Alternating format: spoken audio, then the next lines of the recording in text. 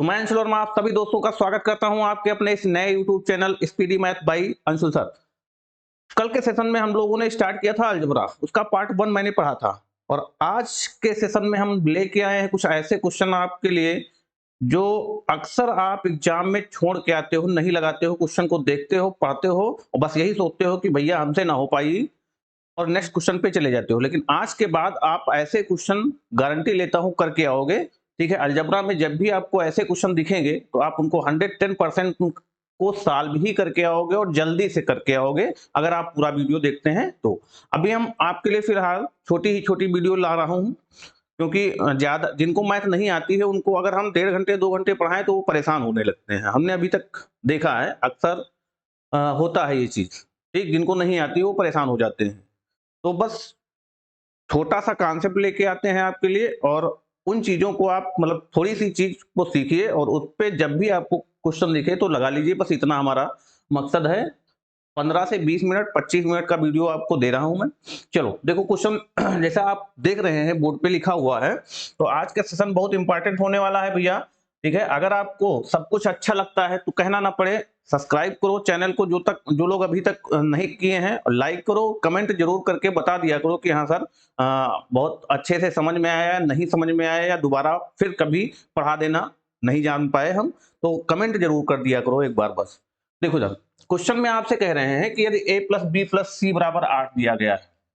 Question में कहा गया है कि यदि a प्लस बी प्लस सी ये आपको 8 के बराबर दिया गया है और दूसरी चीज दी गई है A B plus B C plus C A ये दिया गया है आपको 12 के बराबर और वो आपसे वैल्यू पूछ रहे हैं कि a की पावर 3 प्लस बी की पावर 3 प्लस सी की पावर 3 माइनस 3abc की वैल्यू क्या होगी। इसकी वैल्यू आपको फाइंड करने बताया जा रहा है कि ये किसके बराबर रहा होगा। तो आप सोच रहे होंगे कि क्या किया जाए ऐसे क्वेश्चनों में, कौन सा फार्मूला लगाया जाए, क्या तरीका अपनाया जाए। तो आपको कुछ नहीं करना है, पहले तो क्वेश्चन को छोटा करो।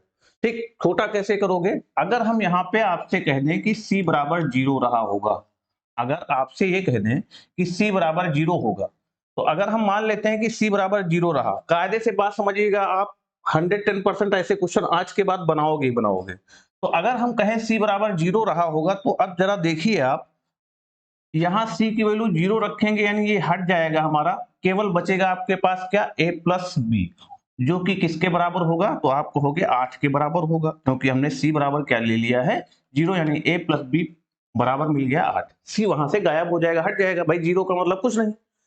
ऐसे ही यहाँ पर जब c बराबर आप 0 रखोगे तो ये पूरा टर्म 0 बन जाएगा और ये भी पूरा टर्म आपका क्या बन जाएगा 0 बन जाएगा। भाई c की वैल्यू 0 और 0 की किसी में गुणा करोगे तो 0 बनेगा यानी दो स्टेप ये भी हट जाएंगे यहाँ से, ये वाला स्टेप और ये वाला स्टेप आपका हट जाएगा। तो अब आपके पास बचेगा क्या, तो आप कहोगे सर a प्लस बी, आपके पास बचेगा ए बी यानी a इंटू बी जो कि किसके बराबर था 12 के बराबर, बाकी उधर वाले दो टर्म 0 हो गए। अब आप सोच पा रहे होंगे कि भाई ए और बी की कौन सी ऐसी वैल्यू रख दें कि 8 जोड़ने पे मिल जाए और ए बी की यहां पर कौन सी वही वैल्यू रख दें कि गुणा करने पर 12 मिल जाए। तो अगर हम कहें कि आप जरा भाई ए बराबर 6 रख दो और बी बराबर 2 रख दो तो इन दोनों की गुणा करने पर 12 आएगा, 6 दूनी 12। तो यहां पर भी 6 रखोगे और यहां पर 2 रखोगे तो इन दोनों को जोड़ने पर भी हमको 8 मिल रहा है। आप पूछ रहे होंगे कि यार 6 और 2 ही क्यों रखें, हम 4 और 4 भी तो रख सकते हैं, 4 और 4 रख दें, 4 4 8 हो जाएगा। 5 और 3 भी रख सकते हैं हम, 6 और 2 भी रख सकते हैं। ठीक, और कहें तो आप कह सकते हो 7 और 1 भी रख सकते हैं। ऐसे हम रख सकते हैं बहुत सारी वैल्यू जिनको जोड़ने पर 8 मिलेगा। ए और बी का हम मान यहाँ पर 5 3 रख सकते हैं, 4 4 रख सकते हैं, 7 1 रख सकते हैं, तो जोड़ने पे 8 आएगा। लेकिन गुणा करने पर भी 12 होना चाहिए, वही वैल्यू आपको रखना है। तो ये सब वैल्यू नहीं रखेंगे, केवल आपको एक वैल्यू ऐसी मिलेगी 6 और 2 यानी अगर हम a बराबर 6 कह दें b बराबर 2 कह दें तो इन दोनों को जोड़ने पर क्या आएगा 6 आएगा 8 आएगा और गुणा करने पर भी हमको क्या मिलेगा 12 मिलेगा। बस ये क्वेश्चन अब यहीं पे खत्म हो जा रहा है। भाई यहां से देखिए c बराबर तो हमने 0 कहा है तो ये पूरा टर्म 0 हो जाएगा, ये भी 0 हो जाएगा, हमारा इतना पूरा 0 हो जाएगा आपका। जब इतना पूरा 0 हो गया तो आपके पास बचा यही तो a बराबर आपने क्या कहा है 6, तो 6 का क्यूब करोगे a बराबर 6 तो 6 का क्यूब 6 सत्ते छक्का 216 और यहाँ पर b बराबर आपको दिया गया है कितना 8, तो b बराबर 8 यानी b 8 2, तो 2 का क्यूब 8 बन जाएगा। b बराबर 2 माना मैंने ना, तो 2 का क्यूब करेंगे 8 और इसको जोड़ोगे तो 8 से 14 यानी 224, यही आपका क्या बन जाएगा, आंसर आ जाएगा। यानी ऑप्शन नंबर आपका चौथा वाला सही होगा। किसी कोई दिक्कत नहीं होनी चाहिए। अब कुछ लोग सोच रहे होंगे कि सी बराबर ही हम क्यों जीरो लें, हम तो ए बराबर भी जीरो ले सकते हैं और बी बराबर भी ले सकते हैं जीरो।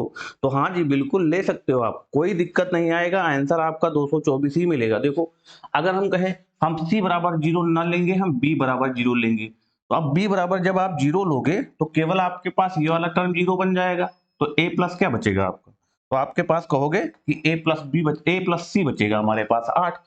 और जब b बराबर जीरो लोगे तो यहां से ये कैंसिल हो जाएगा, जीरो बन जाएगा, ये भी जीरो बन जाएगा, ये दो जीरो हो गए हमारे, केवल इतना आपके पास बचा। ठीक, और यहां से देखिए तो ये b बराबर जीरो लोगे तो ये वाला टर्म जो है जीरो बन जाएगा और ये वाला टर्म जीरो बन जाएगा, यानी बचेगा आपका a क्यूब और प्लस सी क्यूब बचेगा। अब यहाँ पर वही सोचना है कि a और c की कौन सी ऐसी वैल्यू ले ली जाए, जोड़ने पर 8 और गुणा करने पर 12 मिले, तो आप वही कहोगे 6 और 2, तो 6 और 2, 6 का क्यूब 216, 2 का क्यूब 8, 216 में 8 जोड़ोगे तो फाइनली आंसर आपका वही आने वाला है, उसमें कोई दिक्कत नहीं आएगी, चाहे आप a बराबर जीरो लो, चाहे b बराबर लो, चाहे c बराबर जीरो ले लो। ठीक, और ऐसा हमने इसलिए किया है क्योंकि हमको इतना बड़ा ना कहना पड़े, a प्लस बी प्लस सी, इतना बड़ा ना हो, कोई छोटी स्टेप मिल जाए। तो ये क्वेश्चन आपको समझ में आया है। चलते हैं दूसरे क्वेश्चन की तरफ, हम सेम वैसे ही पैटर्न पे क्वेश्चन बताइए जल्दी से। देखो, अगर हम यहाँ पर c बराबर जीरो ले लें तो यहाँ क्या बचेगा, ये बराबर हम जीरो कह दें तो आपके पास बचेगा क्या, ए स्क्वायर प्लस बी स्क्वायर, सी तो हमारा जीरो हो जाएगा इतना, और यहाँ c बराबर जीरो लेंगे तो ये स्टेप जीरो बन जाएगा, आपके पास सिर्फ बचेगा a प्लस बी बराबर किसके 6 पूछ रहे हैं जो वैल्यू, तो यहाँ पर जीरो हो जाएगा पूरा स्टेप, यहाँ पर c का मान जब जीरो रखोगे तो ये पूरा जीरो बन जाएगा, यानी सीधे आपको ए बी की वैल्यू निकालनी है। तो यहाँ देखो, ए और बी की कौन सी ऐसी वैल्यू ले लें कि जोड़ने पर क्या मिल जाए 6, तो आप कहोगे कि हम ले सकते हैं 4 और 2, 4 2 6 होता है, यहाँ पर उनका वर्ग करने पर 20 आना चाहिए, तो 4 का वर्ग 16 बनेगा, 2 का वर्ग 4 बनेगा और 16 4 आपका 20 होता है। बहुत सही, एकदम सही है हमारा।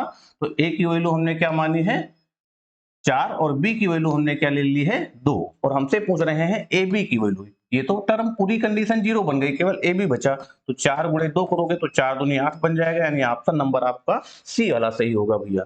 ठीक, तो आपको क्वेश्चन ये डराते हैं केवल, होता इनमें कुछ नहीं है, थोड़ा सा आप थोड़ा सा सोचिए बस। चलो अगले क्वेश्चन की तरफ चलते हैं हम लोग। तो अगला क्वेश्चन देखो क्या कह रहे हैं आपसे, A plus B plus C बराबर 6 दिया गया है, A B plus B C plus C A बराबर 5 दिया गया है, तो A cube plus B cube plus C cube minus 3 A B C का मान। तो वही काम यहाँ पे भी, अगर हम सी बराबर जीरो कहें तो आप क्या कहोगे, ए प्लस बी केवल बचेगा, सी वाला तो जीरो बन जाएगा इतना। यहाँ पर देखो सी बराबर जीरो कहेंगे तो ये वाला टर्म और ये वाला टर्म जीरो बन जाएगा, यानी यहाँ केवल आपके पास ए बी बचेगा, जो कि बराबर है किसके 5 के। और उसके बाद यहां देखोगे तो ये पूरा जीरो स्टेप बनेगा, ये जीरो बन जाएगा, यानी सीधे आपके पास बचेगा ए क्यूब प्लस बी क्यूब, ए क्यूब प्लस बी क्यूब। अब आपको यहां सोचना ये है कि ए और बी की कौन सी ऐसी वैल्यू लें जिनको गुणा करने पर क्या मिले हमको 5 और जोड़ने पर हमको मिले 6, तो आप कहोगे 5 ले लो ए और 1 ले लो आप क्या बी, तो यहाँ रखोगे 5 और 1 6, जुड़ जाएगा तो 6 आएगा, गुणा होगी तो 5 आएगा। अब ए बराबर मिल गया, बी बराबर मिल गया, हमसे पूछ रहे थे ए की पावर 3 प्लस बी की पावर 3 का मान, तो ये आएगा 5, 5 का क्यूब होगा आपका कितना 125, 125 और 1 का क्यूब 1, यानी आंसर आपका आएगा 126, तो यही आपका फाइनली आंसर होगा 126। ठीक, पहला वाला आंसर करेक्ट आंसर आपका होगा 126। तो बातें हमारी ख्याल में आपको समझ में आ रही होंगी। ठीक, एक और क्वेश्चन हम लोग लगा लेते हैं, क्वेश्चन नंबर 4 देखिए, वही चीज a plus B plus C बराबर दिया गया है, A cube plus B cube plus C cube minus 3 abc बराबर 126 दिया गया है, तो ab plus bc plus ca का किसके बराबर होगा ये पूछा गया। तो अगर हम वही काम करें कि c बराबर 0 मान लेते हैं हम, तो आपके पास छोटा सा एक क्वेश्चन बचेगा a प्लस बी 6 के बराबर। यहाँ c बराबर जब 0 रखोगे, यहाँ c बराबर 0 रखोगे तो ये वाला टर्म 0 बन जाएगा, तो आप कहोगे कि a क्यूब और प्लस b क्यूब जो है ये हमारा है 126 के बराबर। अब आप सोचो कि हम कौन सी a की वैल्यू रखें और b की वैल्यू रखें कि जोड़ने पर मिले 6 और उनका क्यूब करने पर जोड़े तो 125 आए 126। तो अभी हमने इससे पहले वाला क्वेश्चन किया कि अगर हम इसको 5 बता दें और b को हम 1 बता दें तो जोड़ने पर आपका 6 आएगा और यहाँ 5 का क्यूब 125 हो जाएगा और 1 का क्यूब 1 जोड़ने पर यहाँ 126 आ जाएगा। बस हो गया भैया क्वेश्चन। हमसे पूछ रहे थे AB plus BC plus C, तो ये तो टर्म 0 बन गया क्योंकि हमने C बराबर 0 मान लिया है, C बराबर 0 मान लिया है, तो सिर्फ आपके पास बचेगा क्या, AB। तो AB बचा आपका और A बराबर मैंने वहां से 5 माना है, B बराबर आपका 1 है, यानी आंसर फाइनली आएगा आपका 5। B इसका सही आंसर होगा। क्यों भैया चीजें समझ में आ रही हैं अच्छे से? तो बाद में आप कमेंट करके जरूर बताना। और इस अलजबरा को हम 7-8 लेक्चर तक आपको पढ़ाएंगे, जिसमें हर टाइप के क्वेश्चन आपके मतलब जो भी आपका जरूरत है वो सब कुछ आपको हम दे देंगे। अलजबरा आज के बाद आपसे बनेगी, ये कंफर्म है। ठीक, एक क्वेश्चन और हम लोग कर लेते हैं, 5वां और आखिरी क्वेश्चन। जी बहुत अच्छा क्वेश्चन, x प्लस वाई। देखो ये ऐसा क्वेश्चन है कि पता नहीं कि जो पेपर सेट कर रहे हैं इस वाले क्वेश्चन से उसकी इतनी ज्यादा मोहब्बत सी हो गई, इतना ज्यादा प्यार सा हो गया है कि क्वेश्चन पूछते ही पूछते हैं। पता नहीं क्या है, हमने पिछले 3 सालों में देखा है कहीं ना कहीं कोई भी एग्जाम हुआ तो ये क्वेश्चन अलजबरा का रखा मिलता है हमको। देखो कुछ नहीं है इसमें भी भैया, आपको दिया गया है x plus Y plus Z, ये बराबर है 119 सॉरी 19 के, ये केवल 19 के बराबर दिया है। ठीक, अब यही आप सोच लीजिए ये क्या लिखा हुआ है, इनसे मतलब नहीं, हमसे ये कह रहे हैं एक चीज और कि एक्स वाई बराबर दिया, एक्स जेड बराबर दिया गया है, एक्स जेड बराबर दिया गया है आपको वाई का स्क्वायर।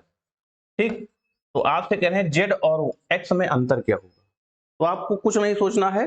देखो 19 के कबर पास में कौन सी ऐसी वैल्यू है जिसको हम 3 हिस्सों में बांटें। तो 19 के करीब एक वैल्यू है 18, अगर 18 को हम 3 भागों में बांटें तो 6 हिस्सा आएगा, मान लेते हैं y 6 रहा होगा। अब y अगर 6 है तो ये 9 मान लेते हैं और इसको हम मान लेते हैं क्या रहा होगा, 9 6 15, 15 4 19। यानी आप सीधे ऐसे एक्स वाई जेड की कौन सी ऐसी वैल्यू मान लें कि उनको जोड़ने पर 19 आ जाए। तो आप 9 6 और 4 मानो, जोड़ने पे 19 आ रहा है।